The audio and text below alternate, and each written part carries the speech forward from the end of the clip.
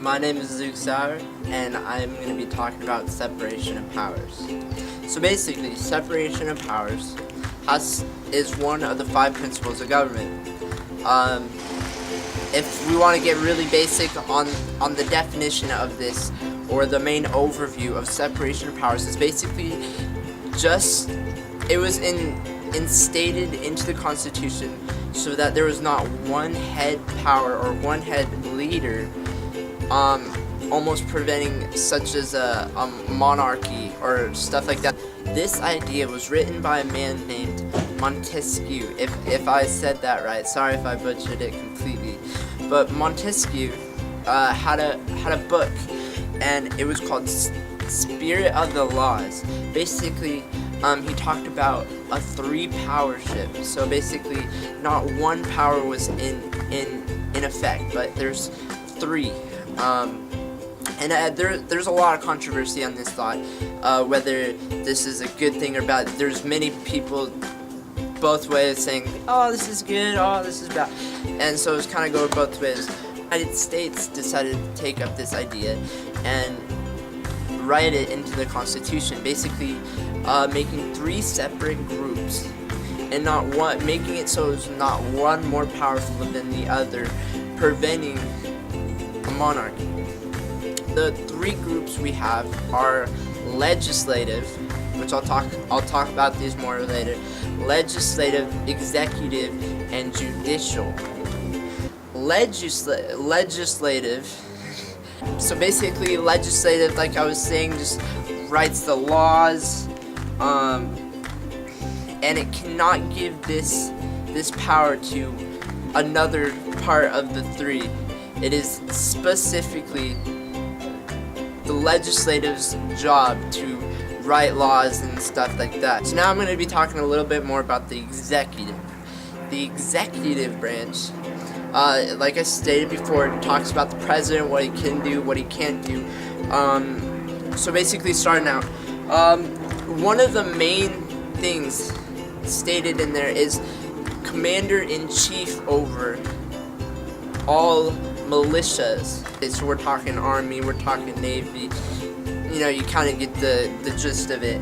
Is able to receive ambassadors and public ministers.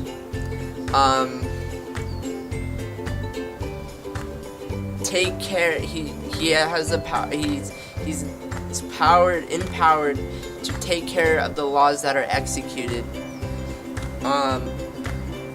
Basically, just how it's stated is the Constitution gives the president the power to make sure that laws are being put into effect that are written by Congress and are accepted by the president. So now we've talked about the first 2 groups. Now, last but not least, I want to talk about the judicial. Basically, the power to decide different cases, determining what's constitutional, what's not constitutional. Basically, the big rule book. Basically, keeping everyone in check, like I stated. Just kind of being the referees of the 3. Another thing you will hear that goes hand in hand with separation of powers is checks and balances. So basically, checks and balances have to do with the basically just defining what each individual group can do. Like I stated before, it talks about how legislative can enact taxes, it can write laws. The sole power to declare war, may start investigations having to do with the executive branch. You know, whether if the powers being abused by the president, they have the power to investigate something like that. Executive branch, that's the president, like we stated before. So basically, the president has the power to veto a law. That's not a full deal cutter or anything like that. Basically, he can send it back to Congress.